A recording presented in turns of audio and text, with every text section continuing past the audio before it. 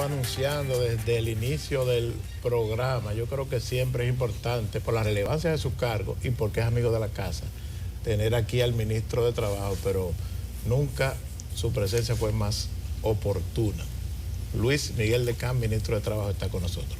Muchísimas gracias por tus amables palabras, querido Héctor. Muchísimas gracias por la invitación, Yulisa, mi querida doctora. Buenos días. De verdad un placer estar con ustedes aquí y como usted señalaba, pues no solamente amigos, sino también de la casa. Y un honor poder compartir con ustedes y poder brindar informaciones, aclarar cualquier duda y llevar conocimiento a parte de la población que tiene como regla el seguimiento de este programa, como lo tenemos muchos de nosotros. Tenemos muchas preguntas para ti. Hay muchas. Sí, bueno, Luis Miguel es de los ministros que no quiere que le digan usted, que como somos amigos de antes, él dice, sígueme diciendo tú, no hay que decirle ministro. Por favor, lo que pasa es que eso es temporal. Mientras Luis Miguel nadie que me lo quite. Bueno, hay que explicarle eso a 2 o 3 ministros. Pero bien, hoy es un día interesante porque hay múltiples informaciones respecto de los salarios mínimos y esto que parece ser un ecosistema de salarios mínimos, como dice Héctor Linares en el Caribe. Sí. Se habla, hoy el editorial del Caribe o el artículo principal del Caribe que hace el subdirector habla de 25 salarios mínimos. Es interesante que el ministro de Trabajo pueda hablar de cuántos salarios mínimos tiene la República Dominicana realmente y cómo se llegó al acuerdo del 19%, porque hemos escuchado muchas voces de personas, comerciantes, que tal vez no están dentro de la gran asociación de empresarios, que dicen, sí, voy a tener que aumentar los salarios, pero voy a tener que votar gente. Mi negocio que es chiquito no aguanta un aumento de salario. O se lo voy a traducir a los productos y entonces vendo poco.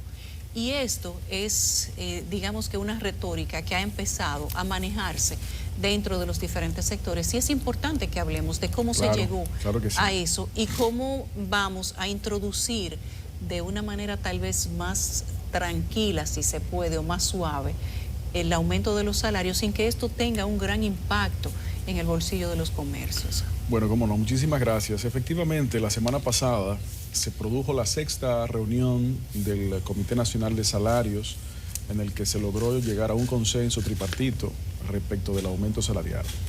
Lo primero que quisiera recordar es que con este aumento, en estos 2 años y medio de gobierno del presidente Luis Abinader, ya se han producido con 18 aumentos del salario mínimos.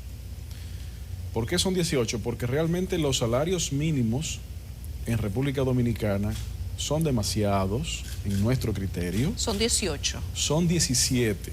Eran 16, se agregó el último que fue el de trabajo doméstico, y se convirtieron en 17. Pero sucede que dentro de algunos de ellos, como es el actual, el no sectorizado, está dividido en 4 por tamaño de empresa. Tenemos el turístico, que está dividido en 3. Tenemos el de construcción, que tiene tarifarios con más de 400 tipos de tarifas.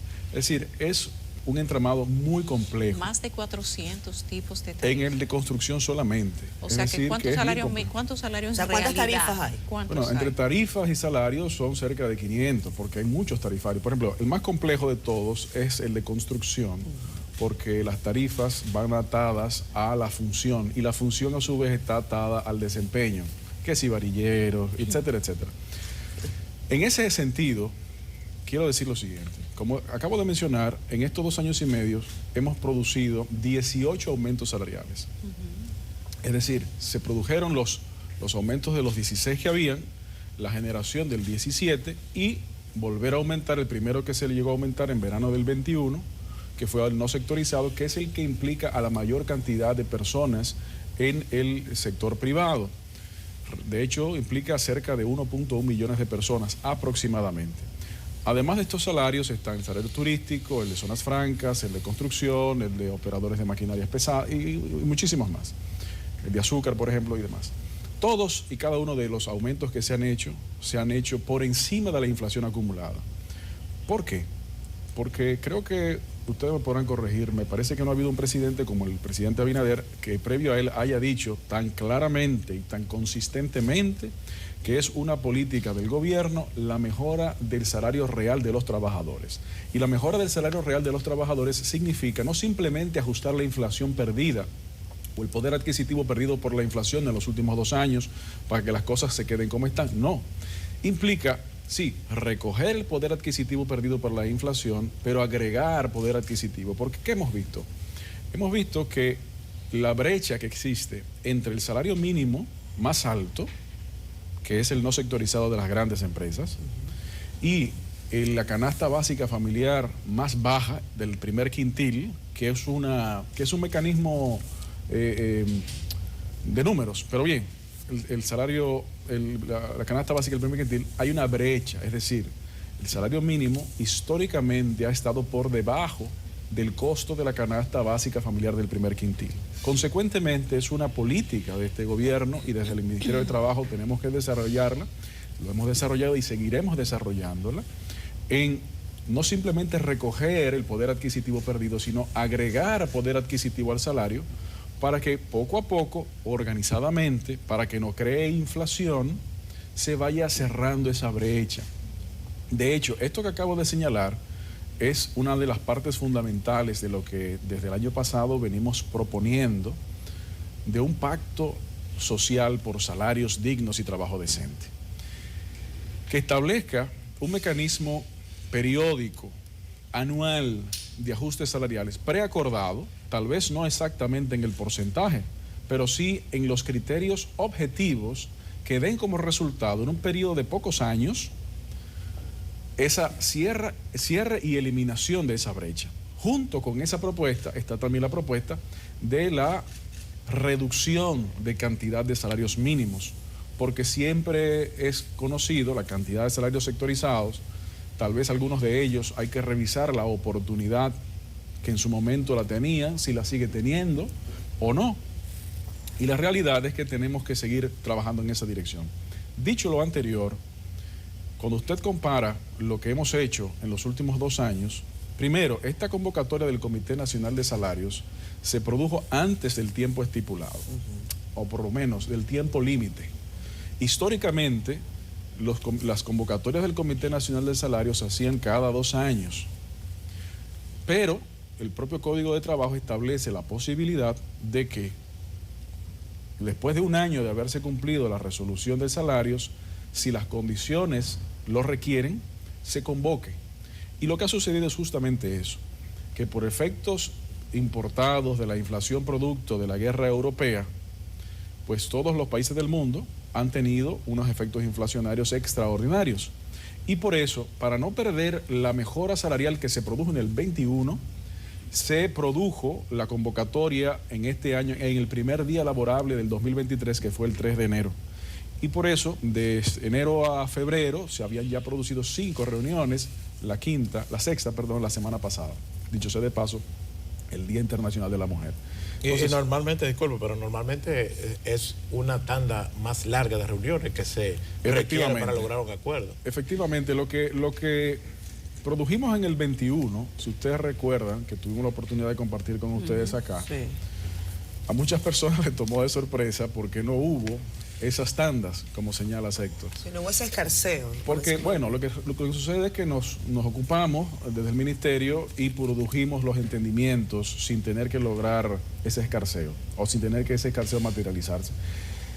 Guardando las diferencias con las distintas realidades, tratamos de hacer algo similar y obviamente hubo participación del tripartismo en buscar la solución. Una de las razones por la cual el acuerdo que se produjo fue, como se dice, en dos momentos, también es para proteger el que no sea inflacionario. Y efectivamente coincidimos de que este número no lo debe ser. Cuando sumamos nominalmente el aumento producido en el 21 y este aumento acordado también en el 23, estamos hablando 19, en el 21 fue un promedio ponderado de 24.2. Estamos hablando que nominalmente en menos de 3 años habría aumentos de más del 40%, nominalmente. Cuando usted agrega eso a la inflación, el aumento real también es considerable. Es decir, que la ruta que el gobierno se ha planteado de consecuentemente ir mejorando el poder adquisitivo de los trabajadores, lo hemos ido materializando. Obviamente, repetimos, todavía no estamos en el punto de que esa brecha se haya cerrado, pero sí vamos caminando hacia esa dirección. Ministro, aquí nos pregunta la audiencia, y lo decíamos recuerdo que el 27 de febrero, el día que el presidente de la República daría su mensaje a la nación, se desarrollaron afuera del Congreso algunas protestas, algunas manifestaciones a favor del gobierno, otras no tanto, y veía yo a un hombre con un cartel que yo decía, eso parece ser una protesta legítima, porque no se le veía con un cartel igual a otro, no se veía uniformado, se veía realmente indignado, y decía, yo soy pensionado, lo que gano son 10,000 pesos, eso a mí no me alcanza ni para las medicinas. Y precisamente hay una señora que se llama Javiela Francisco Gómez, que nos está escribiendo en Facebook, y dice, señores, pregúntenle por favor al ministro, ¿cuándo nos van a aumentar nuestros salarios a los pensionados? Apenas cobramos 10,000 pesitos de pensión. Bueno, eso es un tema que va atado, y qué bueno que usted lo menciona, porque uno de los problemas fundamentales que tenemos en la República Dominicana es informalidad laboral y salarios bajos. ¿Por qué tiene esto que ver con lo que usted me pregunta? Porque las pensiones, en una medida directa o indirectamente, son producto de las cotizaciones. Y las cotizaciones se alimentan o se producen por la cantidad de salario nominal y por la formalidad laboral. Entonces, ¿qué hizo el gobierno dominicano? Dicho sea de paso, el 3 de enero del 2022, el presidente anunció un aumento de las pensiones públicas. Aquellas que se encontraban por debajo de 10,000 pesos fueron aumentadas a 10,000 pesos. Es decir, que antes todavía era menos que eso y se fue aumentando. Pero tenemos que seguir mejorando la cantidad de recursos con la formalización del empleo y con las mejoras de las cotizaciones a la seguridad social para pensiones, para que esto pueda significar también mejores pensiones. Sin duda, uno de los elementos fundamentales que se tienen que materializar es ese. En materia pensional, el gobierno actual, los números específicos tal vez no los tengo tan al día, pero la última información que tengo es que más de 70,000 pensiones ha sido emitida por el gobierno del presidente Luis Abinader en pensiones solidarias y pensiones especiales. O sea, nuevos pensionados. Nuevos pensionados, así es. Además de eso, mejoras en pensiones. Usted me pregunta a mí, ¿se ha logrado llegar a la meta? No, todavía no. ¿Cuál es la meta, Tenemos ministro? que seguir mejor. Bueno, la meta es reducir la informalidad, mejorar los salarios, aumentar las pensiones y aumentar la cantidad de personas que reciben pensiones dignas. O sea que todas esas personas que salen con carteles que dicen que la pensión no les da para nada, que ganan 10,000 o 8,000 pesos y que evidentemente eso no les alcanza para cubrir sus necesidades básicas, podrían tener la esperanza de que en algún momento les va a tocar un aumento de salario. Debería haber, porque una vez se vayan ajustando los salarios, como decían ustedes en la sección anterior, la etapa de revisiones que reinicia nuevamente, eso tiene un impacto en el salario de los empleos formales del sector privado, pero sin duda alguna también en todo el sentido general, incluyendo todo tipo de trabajo. Y yo entiendo que es parte de lo que se tiene que programar para materializar. Pero un pensionado del Estado, ministro, un pensionado público, la expectativa gubernamental, yo sé que quizás poner una cifra lo ponga usted en un apuro, pero, o sea, ¿cuál es la expectativa? Quizás decir hasta 20,000 pesos por jubilado es poco, pero no lo sé. Claro, no. Siempre mira, va a ser poco. Efectivamente, números específicos yo no le puedo decir. Sí. Sí tengo que recordar que el Ministerio de Trabajo tiene bajo su competencia las relaciones laborales del sector privado, Sí. no así las del sector público. Sin desmedro de eso, pues sí puedo reiterar que uno de los objetivos es justamente el que usted señala, lograr mejorar los salarios y las pensiones en todo el sentido general, no solamente en el sector privado. Quiero volver, ministro, al tema de la multiplicidad de salarios, porque hay como cosas que no quedan claras. Sí. En la práctica, ¿qué es lo que procede para corregir esto? Porque ¿Cómo? tengo entendido que no existe tampoco una ley, o sea, no es un aspecto legal que ¿Cuál es el haya que procedimiento? reformar ni siquiera el código. No, correcto, no requiere una reforma legal, lo que sí requiere es un acuerdo tripartito. El Comité Nacional de Salarios tiene la competencia legal de crear la cantidad de salarios, de tipo de salarios que entiendan los miembros del Comité Nacional de Salarios. Por eso, esas sectorizaciones o salarios sectorizados se han ido creando en diferentes etapas. Asimismo, como el Comité Nacional de Salario lo ha hecho, también tiene la posibilidad de reducirlos. Eso tiene que pasar por un proceso de diálogo y un proceso de acuerdo. El sector gubernamental entiende que la cantidad de salarios sectorizados debe ser reducida. De hecho, repito, parte de la propuesta que lanzamos a finales del año pasado de un pacto social por salarios dignos y trabajo decente pueda incluir un programa de, si se quiere, confluencia entre los salarios no sectorizados y algunos sectorizados para que de manera organizada podamos ir reduciendo la cantidad de salarios. La propuesta está sobre la mesa y aquí mismo la acabamos de repetir. Corresponde a los demás miembros del Comité Nacional de Salario, los demás miembros del tripartismo, sector de los trabajadores y sector de los empleadores, en poder expresar su acuerdo o no con ese criterio. Luis Miguel, el señor Pepe Abreu, parte de la Confederación Nacional Sindical, estuvo en la mesa de negociación con ustedes. Así es. Sin embargo, ha dicho en 2 ocasiones ya que lo que se aprobó de aumento salarial fue poco. Se ha dicho además desde la Confederación Sindical que eso no da, en palabras muy llanas. Y probablemente la gente esté de acuerdo. Además, el salario se ha dividido en 2, el aumento, un 15% 2023, un 4% 2024. ¿Cómo se dio la negociación en esa mesa nacional de salarios, en ese consejo? Porque si todas las partes estaban ahí, todo se puso sobre la mesa, ¿se puede aprobar o estar de acuerdo en algo y entonces luego no estar de acuerdo? ¿O decir simplemente que sigue siendo poquito? Bueno, lo primero que hay que señalar es que nosotros también entendemos que la mejora salarial, aunque es importante, aspiramos a que sea mayor. Lo que sucede es que nosotros también tomamos como parte fundamental la búsqueda de consensos. El consenso obviamente no es un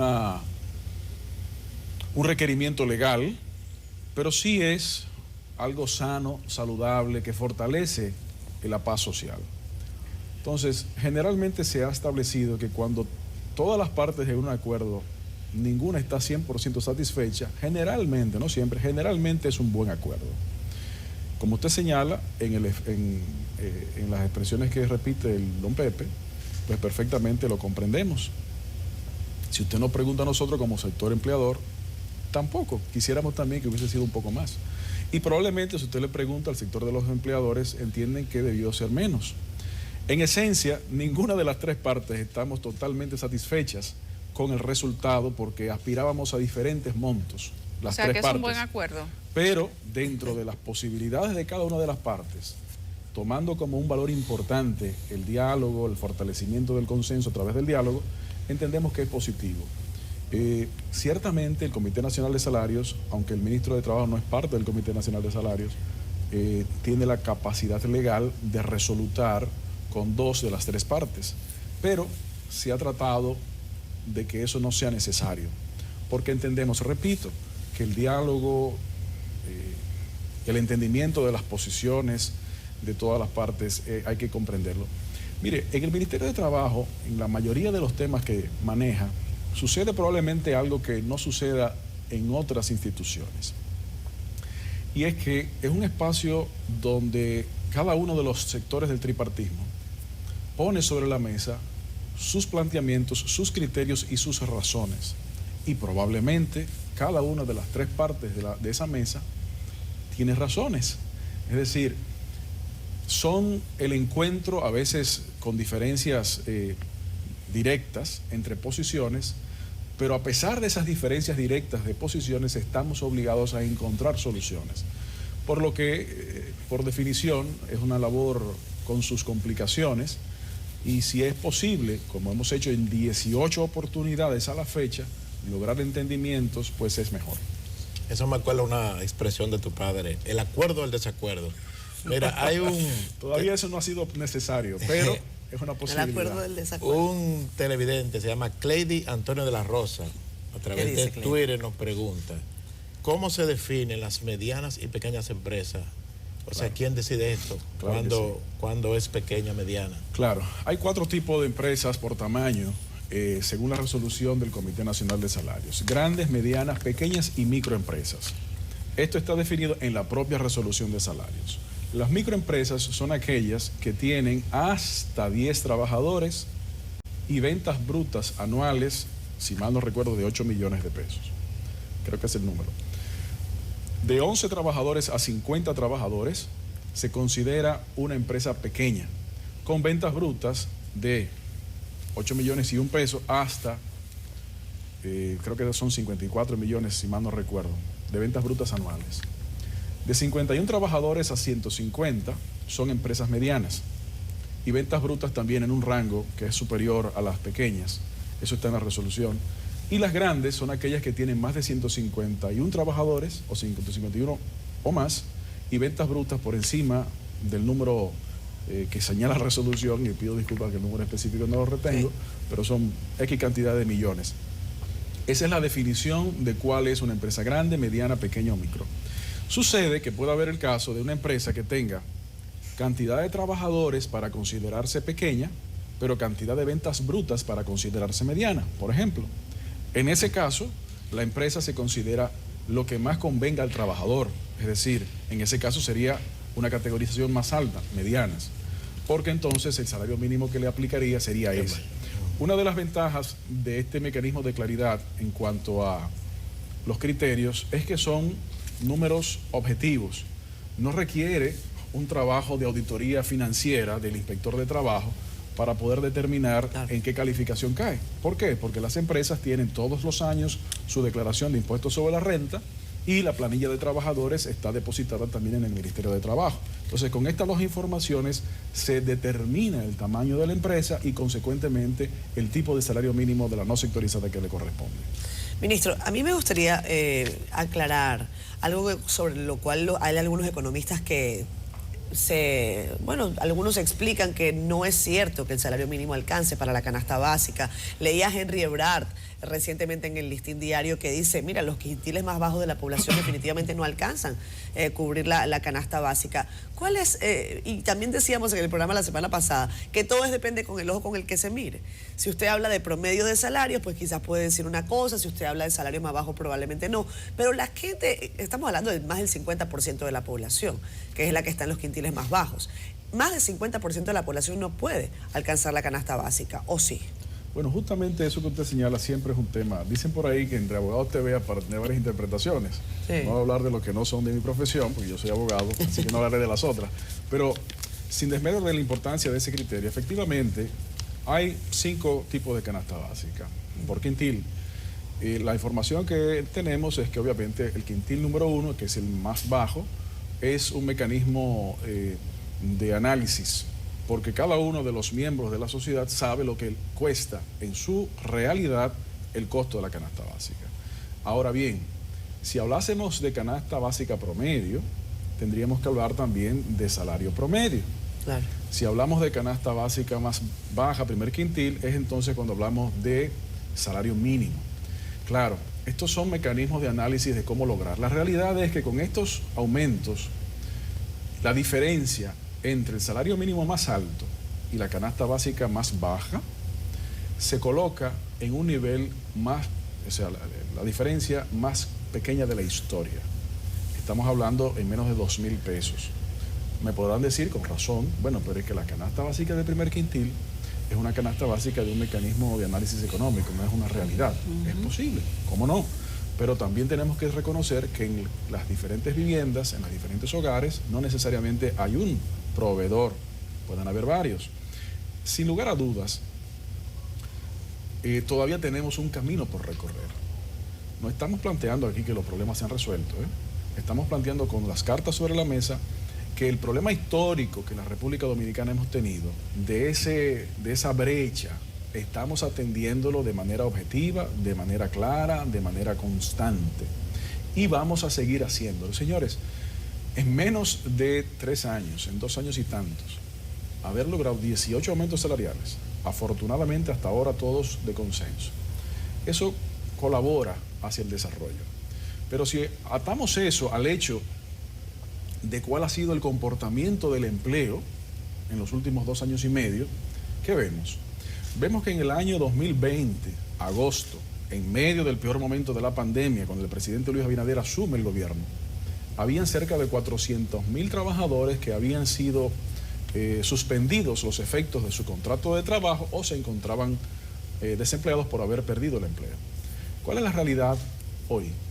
La realidad es que al cierre del año 2022 no solamente se recuperaron todos esos empleos, sino que también se agregaron más de 125.000 nuevos empleos formales del sector privado.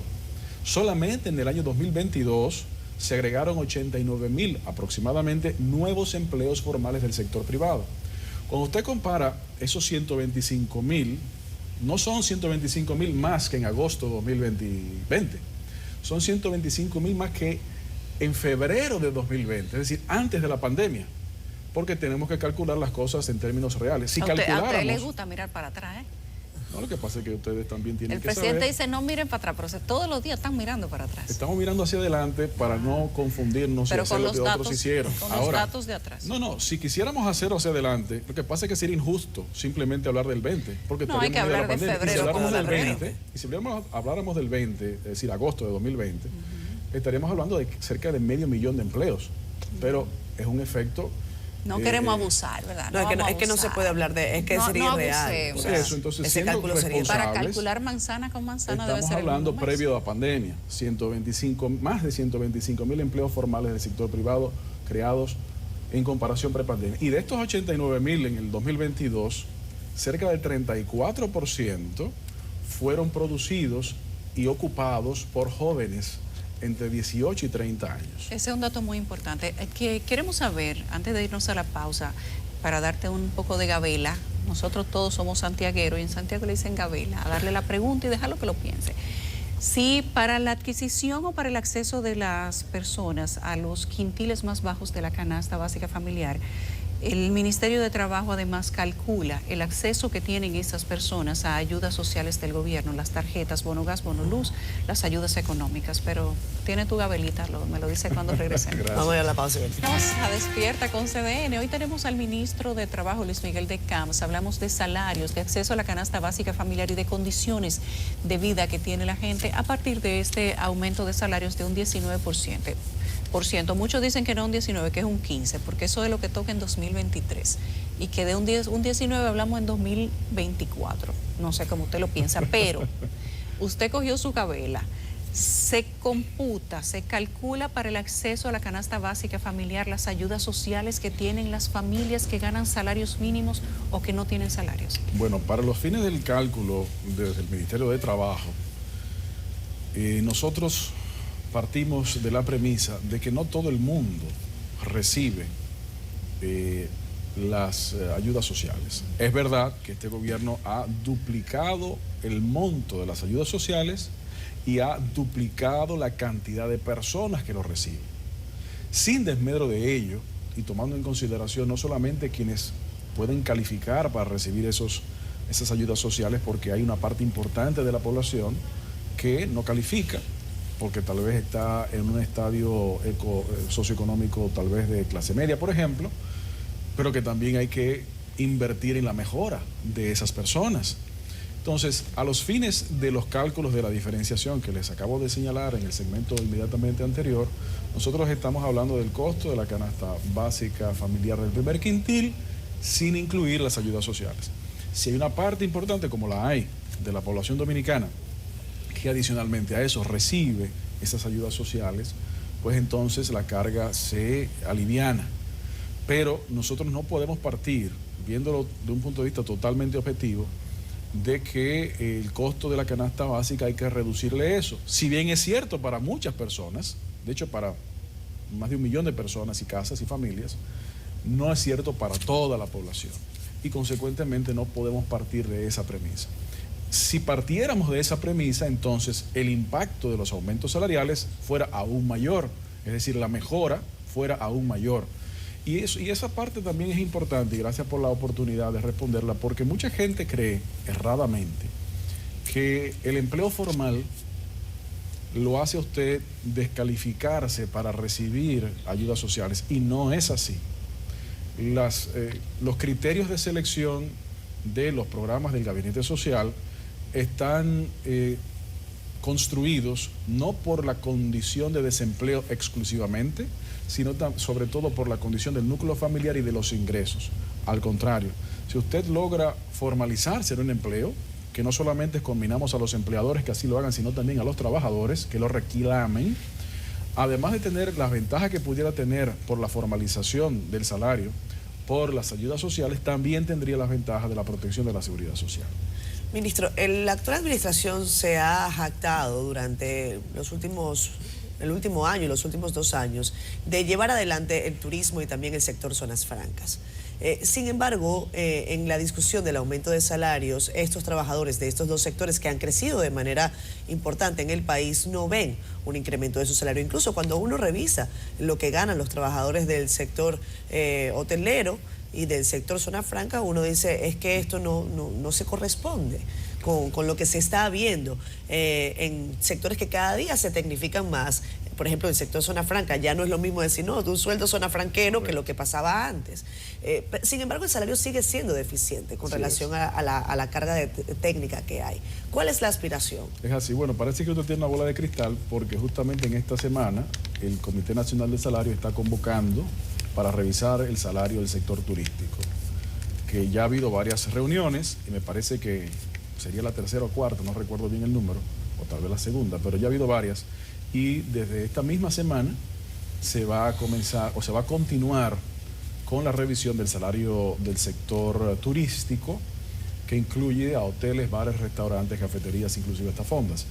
Y también inmediatamente procederá con lo que corresponde al de zonas francas. Okay. Y eso es uno de los temas que me gustaría atarlo un poco con lo que hablábamos en el primer segmento, y es que hay 17 tipos de salarios mínimos. ¿Existe la necesidad de que sigan existiendo tantos? Las razones que dieron origen a la sectorización de algunos de esos salarios siguen persistiendo al día de hoy. ¿Cuál es la ventaja comparativa, social, no solamente económica, de productividad y de competencia regional, sino también social y de desarrollo económico, del mantenimiento tal cual existen hoy de esas clasificaciones? Yo creo que esas preguntas tenemos que planteárnoslas abierta y sinceramente, porque es probable de que las razones que existían hace 30 años, por ejemplo, cuando algunos de esos salarios se crearon, tal vez no existan hoy. Usted mencionaba, creo que con mucha propiedad, el caso de zonas francas. Sí. La mano de obra de zona franca de la República Dominicana en el día de hoy no tiene la misma composición de lo que existía hace 25 o 30 años. Está claro. Ha habido un desarrollo del tipo de mano de obras. De hecho, ustedes conocen que Zona Franca produce, a diferencia de hace 30 años, productos ya con un valor agregado importante, que no tal vez era el caso hace 30 años. Sin embargo, obviamente, sí existen algunos sectores de zonas francas que mantienen ciertas características similares hace 25 años, pero no son la mayoría ya. Hay unos valores agregados, por ejemplo, en producción de equipos médicos y muchísimas otras cosas, orfebrería, por ejemplo, que no es lo mismo de hace muchos años. Entonces, yo entiendo que temas como ese tenemos que atenderlo. Uno de los primeros, luego de producido lo que se anunció la semana pasada, o el que sigue, es justamente el de turismo, que afortunadamente, gracias a la política del equilibrio entre la salud de la población, que desde agosto de 2020 se comenzó a implementar, y la salud de la economía, que el presidente Luis Abinader ha empujado, ha permitido la recuperación histórica del sector turístico, yéndosele adelante, o como usted decía, se le dio gabela al sector desde la política pública, desde el Palacio Nacional, porque las competidores regionales tardaron más y República Dominicana logró ocuparse. Pero tenemos que garantizar también que esos trabajadores reciban también esos beneficios. Claro, con la suficiente claridad de que no se puede destronar la velocidad de productividad y crecimiento, pero esa productividad y ese crecimiento tenemos que convertirlo en desarrollo humano, y para convertirlo en desarrollo humano tenemos que mejorar también esos salarios, que es lo que el gobierno se propone hacer en las próximas semanas. ¿Qué ha ocurrido, ministro, con el tema de la regulación del trabajo doméstico? un tema que desde el principio, desde que se anunció la resolución, se sabía que era muy complejo. Así es. Que en la práctica iba a haber dificultades. Y como de hecho creo que se han visto. ¿Qué ha ocurrido? ¿Qué se ha avanzado? Bueno, se ha ido avanzando en el proyecto, en el plan piloto, en donde, como sabemos, se completó en septiembre las 3 resoluciones, la laboral, la de salarios y la de seguridad social. A finales de año se habilitó la primera etapa del levantamiento de relaciones laborales de trabajo doméstico o trabajo del hogar. En este mes debería completarse la segunda parte del levantamiento con la Tesorería de la Seguridad Social, que permite entonces ya el registro y formalización tanto laboral como de seguridad social de esto. Esto toma tiempo, porque como usted mismo señalaba, no es simplemente una regulación, es también una participación social. En los países en donde esto ha sido realizado hace años, ejemplos como Uruguay, entre otros, esto ha tomado varios años. Por eso las diferentes resoluciones que salieron desde las diferentes entidades gubernamentales hablan de un piloto. Es decir, es un proceso participativo, no coercitivo, en donde vamos a seguir fortaleciendo esas realidades. Entendemos que a lo largo del 2023, ya en las próximas semanas, con la habilitación de la plataforma en la seguridad social de la tesorería, se va a poder formalizar debidamente y completamente las relaciones laborales, y poco a poco vamos a ir avanzando en abarcar esas más de 240.000 personas que trabajan en esa área que es tan importante. Pero esto no es la construcción de un puente ni de una carretera, esto es un proceso de transformación social, de reconocimiento de derechos que más de 7 décadas tardaron en formalizarse y en materializarse en la República Dominicana. Por lo tanto, seguimos trabajando en eso. La cuarta etapa también ya comienza a identificarse, que consiste en el proveimiento de capacitaciones para el trabajo del hogar.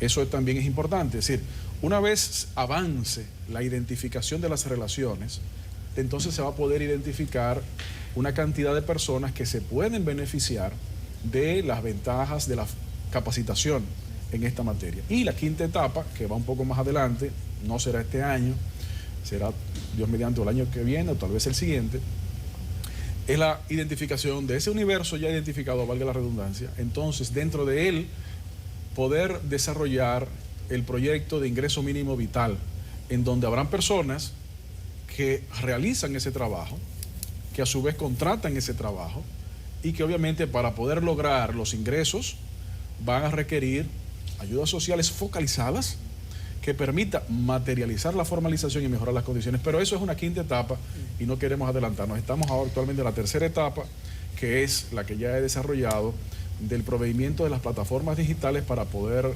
formalizar y registrar esas relaciones laborales y cubrir con seguro de salud mejorado, con subsidios de maternidad, lactancia, enfermedad común, con riesgos laborales y con pensiones también solidarias con una ruta especializada. Ministro, tiene preguntas de la gente a quienes hemos animado a que nos escriban a través de las redes sociales para que de después no CDN. digan que no lo preguntaron. Sí. Exactamente. Y tiene varias preguntas. Te voy a leer un par de preguntas para que las respondas en el orden que consideres.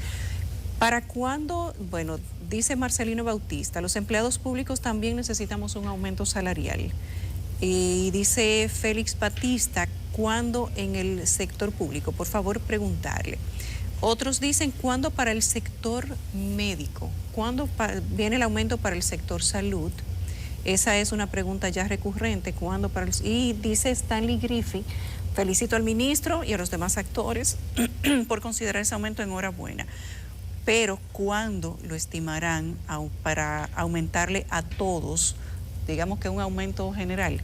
Porque la crisis y la inflación ya se está sintiendo en el bolsillo. Aumento general. Un hashtag ahí. ¿Para cuándo? ¿Para cuándo?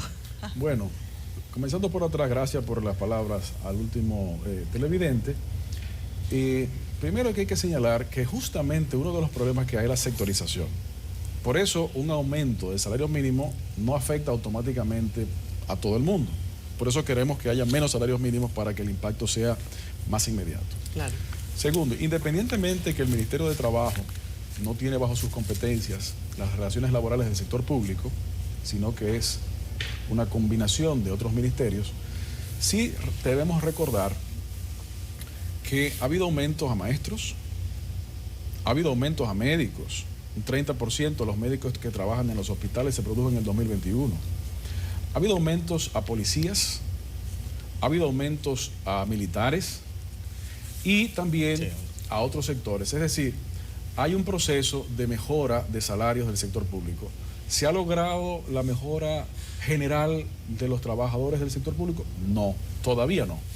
Pero el gobierno, a pesar de todas las dificultades internacionales que han hecho que las finanzas públicas se vean afectadas, tiene en agenda poder cuantificar y establecer, independientemente que no nos corresponda a nosotros como Ministerio de Trabajo, sí obviamente tenemos conocimiento de que eso es un proceso que viene de camino. Sin desmedro de lo anterior, quiero reiterar que ha habido procesos de aumento en el sector público sectorizado. Y aquellos sectores, volviendo al sector privado, que no... Aumento general. Correcto. Bueno, el más amplio de todos es el que se acaba de producir, del no sectorizado, y los demás, como acabo de señalar, turismo, zona franca y los otros 15, pues a pesar de que no se han cumplido las fechas... Sí, pero si es semana por semana, estaremos 15 semanas debatiendo esto. Bueno, ojalá fuera tan rápido. Porque ¿Ah, sí? Claro, porque en el caso anterior nos tomó desde julio hasta... Porque si es, tú me entiendes, Luis Miguel, si es sector por sector, si toma claro, una semana lo que sucede es que cada no todos los sectores tienen la misma cantidad de trabajadores. Ya. Por ejemplo, hay un sectorizado de los operarios de máquinas agrícolas, por ejemplo, que hubo un aumento de un 25%. Sí. En el 2022, el año pasado, no hace un año. Es decir, que es un proceso continuo. ¿Qué sucede? Que cuando nosotros llegamos en el 20, habían varios salarios que se encontraban vencidos y que no se habían convocado. No solamente por la pandemia, porque hay que reconocer, algunos de ellos fue por la pandemia, pero incluso algunos de ellos antes de la pandemia.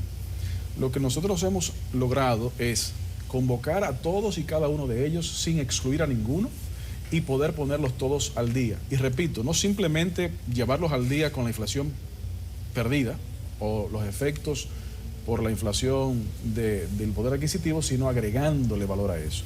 En algunos casos, ustedes recordarán, hace justamente un año, porque fue febrero-marzo del año pasado, se logró el aumento también de consenso del sectorizado de azúcar, que fue en una sola medida un 100%, es decir, se duplicó en una sola movida del Comité Nacional de Salarios.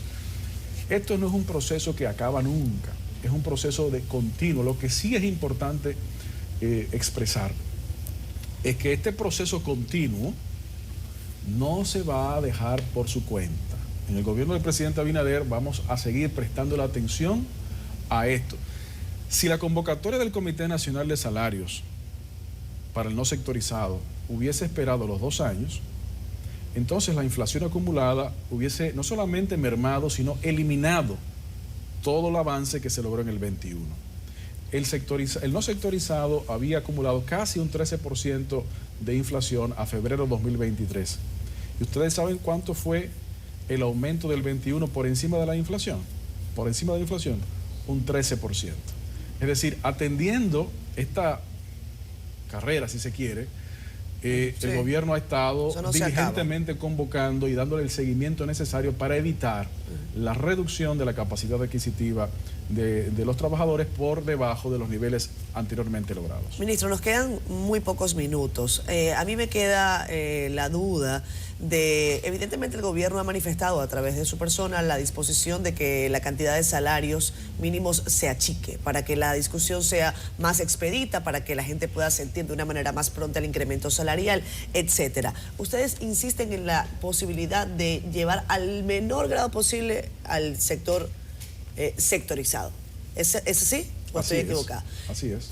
¿Qué pasa con sectores, por ejemplo, como salud, en donde el incremento de precios, por ejemplo, no depende de la voluntad del sector, depende de, por ejemplo, del comité que así lo sugiere, el Consejo Nacional de Seguridad Social? Ahí entra también el rol del Estado. ¿Por qué todo el sector salud no está en el sector sectorizado? Porque la intención es llevarlos a lo mínimo, pero hay trabas, por ejemplo, para que esa dinámica económica fluctúe. Bueno, lo primero que hay que señalar es que hay una diferencia. En el sector salud hay los trabajadores del sector salud que, como tal, trabajan en el sector público. Sí. Esos son trabajos del sector público y caen dentro de la categoría que hablábamos hace un momento algunos de los cuales, o la mayoría de los cuales, recibieron un aumento salarial de un 30%. Pero muchos de los médicos o de los actores del sector salud que trabajan en el sector público también desarrollan actividad privada. La actividad, correcto. Dentro de esa actividad privada existen varios mecanismos de desarrollo. Hay quienes ofrecen sus servicios profesionales al mercado y hay quienes ofrecen sus servicios profesionales al mercado y a un comprador de servicios que se llama seguridad social. Es decir, la seguridad social es un contratante de servicios de salud también y de otras naturalezas. Entonces, dentro de ese subsector del desarrollo ya de honorarios profesionales como proveedor de servicios de salud a la seguridad social, existe lo que se llama el Comité Nacional de Honorarios Profesionales.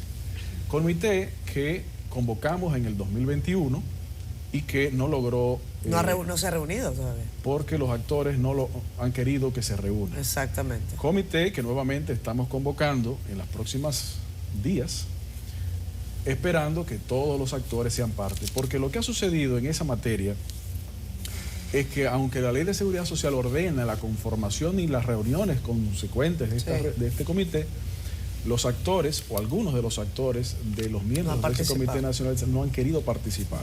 El objetivo es poder establecer honorarios profesionales según la ley lo ordena como piso, parecido a los salarios, pero no son salarios, son honorarios. Y a partir de allí, pues que las partes simplemente lleguen a un acuerdo. Ese es el objetivo. Bueno, gracias a Luis Miguel de Camps, ministro de Trabajo, que ha sido nuestro invitado el día de hoy. Gracias a ustedes. Gracias.